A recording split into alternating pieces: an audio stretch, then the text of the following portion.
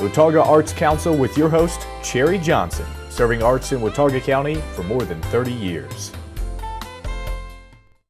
There's a wonderful event coming up soon that you may have heard of in years gone by. I don't think this is the first one. I believe it's the fourth one. Is that correct? Mm-hmm. This is a Fiddlers Convention coming up at Appalachian State University, but it's open to anybody to come and enjoy. And I think it's going to be a wonderful opportunity for you to really immerse yourself in some really cool stuff that's related to our heritage and the music, and just really a neat event. I have with me Mike McKee and Paula Hunter and Brandon Johnson, and you are the organizers, the planners, the movers and shakers. What's the title? We're part of the Appalachian Heritage Council. We're part of Appalachian Popular Programming Society. So we provide student entertainment that's related to Appalachian heritage and culture. This is our 4th annual Fiddlers Convention. We're very excited about it. Okay, now who's running the show here? You know, Paul, are you telling all these guys what to go on? Is this a team working? How many people are working on this event? Our council consists of about 15 different members, predominantly students. However, for instance, Mike here is a professor, and we also have some community involvement. I'm the chairperson of the council, and I'm a junior at Appalachian State. I also have a wonderful graduate assistant, Ms. Courtney King, and she's been doing a fabulous job with all of us. That's great. Now, how do you fit into the picture, Brandon? My name is Brandon Johnson. Yes, I'm a graduate student in the English department here, and I was carrying my mandolin across campus one day and ran into Mr. McKee, who got me associated with the App Heritage Council, and I'm the membership coordinator is my title this year. So I've been glad to dive in and hear lots of really great music and meet some fine people. That's great. Now, Mike, what do you teach first? I'm an economics professor at Appalachian State University. I came across the Appalachian Heritage Council when I first arrived here about 5 years ago. Met a young fellow playing banjo at the farmer's market. When I stopped and asked him about his banjo, he told me he could make me one, which he did, and then he got me to join the Appalachian Heritage Council, so I've been a member now for 5 years. So the Heritage Council is not just a student organization? Right. Faculty can belong. In the past, some have. It's not. There's not many that have come off, but yes, faculty can belong. The Heritage Council does a lot of really cool things all through the year, not just this Fiddlers Convention. So let's talk briefly about what else you do. Probably our most popular event would be contra dances. We try to do them about every other week at Legends. In addition to that, we've also in the fall we have Appalachian Heritage Week, which is a week-long of intensive programming for various different events. For instance, this past fall we had a flatfoot dance workshop and a stellar contra dance featuring the Kruger brothers.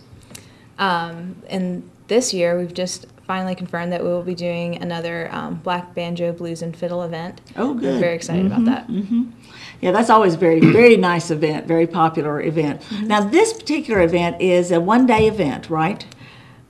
Or is it more than one day? Well, we've been talking with the Performing Arts Series at Farthing Auditorium, and in conjunction with our event, the Punch Brothers will be playing there that night, Friday, February 17th. Right. Show starts at 8 o'clock. Very exciting. For tickets and information, you can visit their website. Our event starts Saturday, February 18th, and registration starts at 10 a.m. if you want to compete, and then competitions start at 11.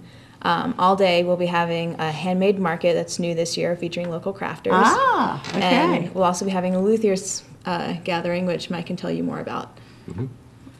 Okay, explain. Okay, luthiers are people who build and repair musical instruments, such as this fiddle and this mandolin. Wonderful instruments, yes. Each year, in conjunction with the Fiddle Convention, we've hosted a luthiers gathering where we get anywhere from 15 to 20 builders from the region. Mandolin, fiddle builders, banjo, and guitar, and also some more traditional mountain instruments, such as the dulcimer builders, a couple of those as well. This year, in fact, one of the builders that's coming made this particular mandolin that Brandon owns, Keith Odell, who's from Moravian Falls.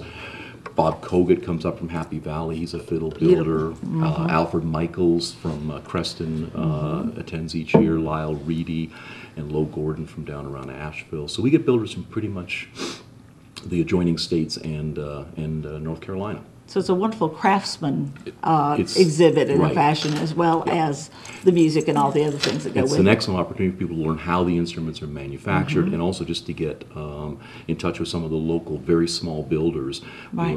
that do custom, very high craft work. This mandolin in particular is Right. a gorgeous piece of work. Now, you mentioned competitions. What competitions are you offering this year? We have several categories. To name most of them, we have, of course, fiddle. We have mandolin, guitar, banjo, string band, folk song, Dance. and dance. And we have youth categories available for some of these. And again, competitions will be going on all day. However, this year something different is we have set competition times to let everything run a little bit more smoothly so that we don't have dead time on the stage. Right. So check our website for competition times if you're interested in competing. We'd love to have you come out. That's wonderful. Okay. So now, is this event something that people have to get an advance ticket for or get involved in some way? How do they get involved in this event? All they have to do is show up. The entire event is free, with the exception of Tim O'Brien is playing that night at Legends. Doors for that event are 7:30. Tickets are 10 for students and 12 for the public, and they'll be on sale from the Plymouth Student Desk starting February 6th. But that's the only part of the event that requires tickets. Everything else is free. You can come to the Luthiers Gathering and try a new instrument, get your hands on that. You can check out the handmade market without any admission. They'll be selling their wares, of course.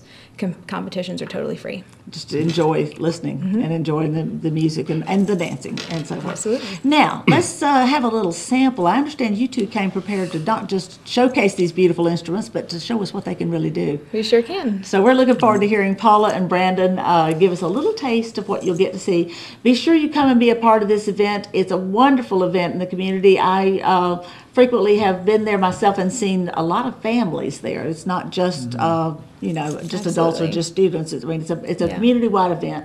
I think you'll have a great time at it, and I hope that you will check their website and also, of course, check our website, which is watauga-arts.org. All right, so let's hear some wonderful music.